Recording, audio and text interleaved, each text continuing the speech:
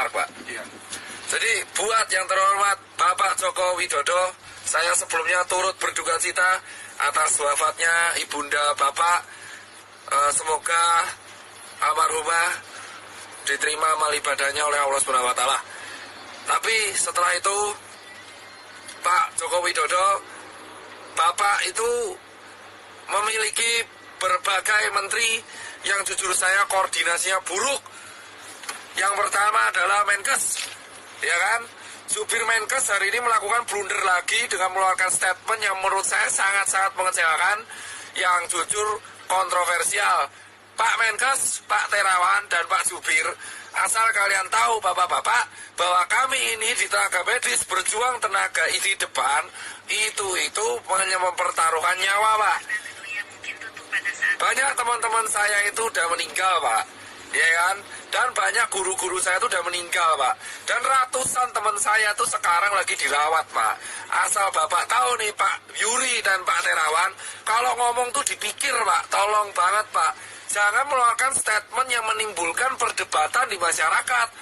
Anda itu di BNPB mengeluarkan statement barusan, yang miskin menularkan yang kaya. Itu gak jelas, Pak. Jangan pernah membenturkan penyakit dengan status sosial di masyarakat. Saya itu capek, Pak, tapi lebih capek teman-teman saya di GD.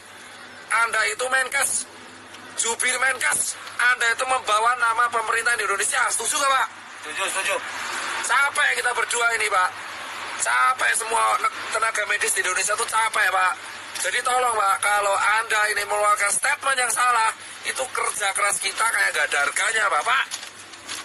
Dan yang kedua, tolong ya Pak Jubir Menkes diperbaiki. Dan yang ketiga, Pak Jokowi, solusinya adalah undang 10 pakar ekonomi yang ada di Indonesia, yang Anda paling percaya. Adakan rapat terbatas, entah itu lewat Skype, entah itu lewat apapun, yang tugasnya adalah mengevaluasi kemungkinan terburuk yang dialami oleh negara Indonesia jika kita mengadakan karantina wilayah. Undang 10 pakar ekonomi tersebut sehingga Anda bisa membuat keputusan untuk memanfaatkan dana dari APBN yang Anda punya. Lucu banget ya salah-salah kita udah. Ya, Pak. Itu, ya kan? Dan yang ketiga adalah karantina wilayah harus segera dilakukan. Ini bisa dilakukan jika Pak Jokowi telah mengeluarkan statement. Jika tidak dilakukan, maka infeksi ini akan menyebar ke seluruh provinsi di Indonesia. Asal Bapak tahu, Pak Jokowi Widodo dan teman-teman pemerintahan yang sekarang duduk di istana dan teman-teman DPR yang duduk di kursi paripurna, asal kalian semua tahu, ketika kalian duduk di singgasana kalian sendiri, satu dokter tiap hari meninggal dan satu tenaga medis tiap hari meninggal.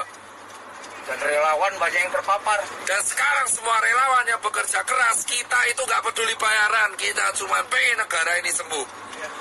Edukasi Anda di rumah aja itu tidak akan efektif jika Anda tidak melakukan tindakan represif. Dan asal teman-teman tahu, ini infeksinya sudah menyebar ke seluruh provinsi di Indonesia. Jadi tidak ada celah untuk lari dari virus corona sekarang.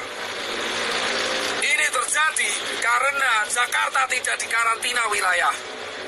Ini beda dengan lockdown. Ini karantina wilayah. Jadi tutup semua akses dari kota Jakarta dan keluar Jakarta. Tidak akan bisa dilakukan jika ini tidak kompak bersama-sama. Muter, Pak. Ya. Ingat teman-teman, kenapa saya bilang karantina wilayah itu penting? Tegal sudah melakukan, ditegur. Pak Ganjar sudah melakukan dan membuat statement, ditegur. Anjuran itu tidak akan efektif jika tidak ada aturan yang dibuat yang bersifat represif kepada masyarakat. Jangan sampai Indonesia kayak Italia. Jika Anda pengen negara ini selamat, lakukan karantina wilayah apapun resikonya. Karena ini sudah nih. Pak, sana Pak, sana. Ini diputar. Salah Pak, salah.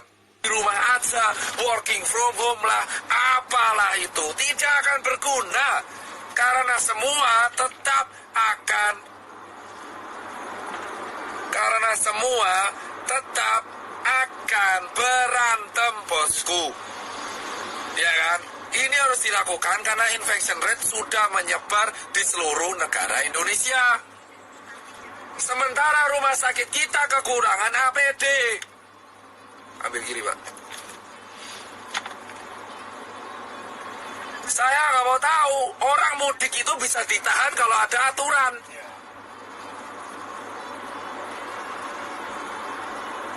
Orang ini, mudik ini, kenapa mudik? Karena nggak ada aturan. Kita nggak bisa nyalenya mudik, karena nggak ada aturan. Anjuran itu percuma.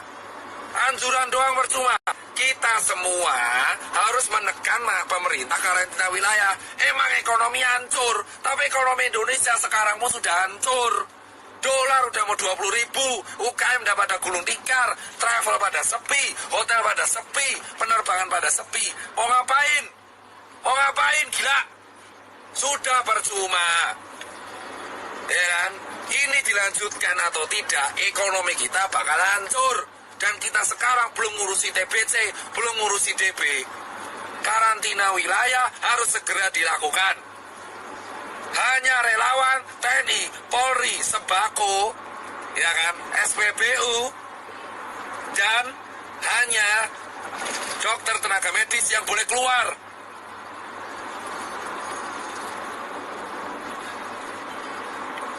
Ya kan?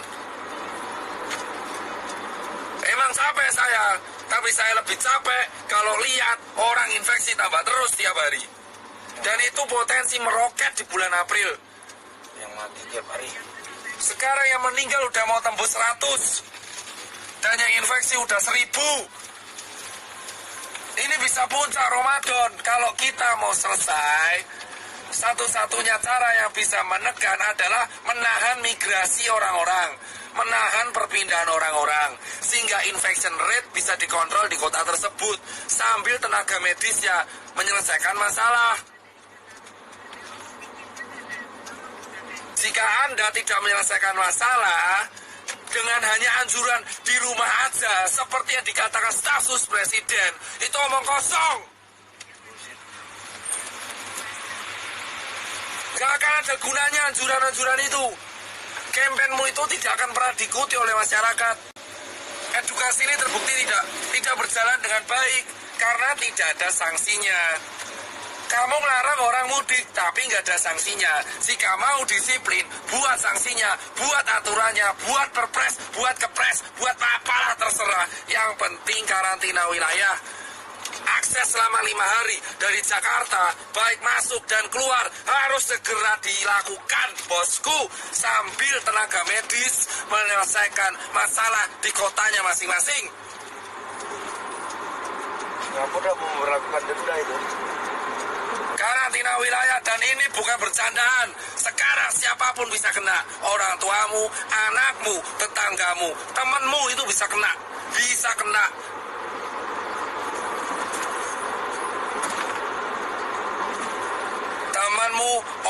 Temanmu siapapun bisa kena sekarang, bos. Ya kan? Dan saya minta ini sampai suara saya habis, saya gak peduli. Dan berikutnya adalah tolong cek kesiapan pangan.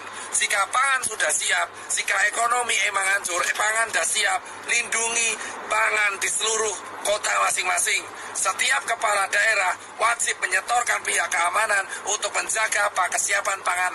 Pasar minimarket harus dijaga supaya mencegah terjadinya penjarahan. Hal yang kedua yang harus dilakukan, mengundang para pakar ekonomi ke istana ataupun lewat Skype untuk melakukan rapat terbatas, menghitung kalkulasi ekonomi kemungkinan terburuk yang terjadi jika tidak dilakukan karantina wilayah dan jika dilakukan karantina wilayah. Ketiga, segera membuat keputusan dalam waktu seminggu ke depan untuk solusi mengenai Indonesia agar infection rate terkontrol. Keempat adalah menjaga kesiapan distribusi logistik, entah itu APD ataupun nutrisi dan sembako, baik itu bagi warga ataupun bagi masyarakat. Dan terakhir, bagi dokter dan tenaga medis yang berjaga, dan TNI dan Polri. Dan berikutnya adalah undang-undang karantina harus diaktifkan. Segala kesiapan pangan masyarakat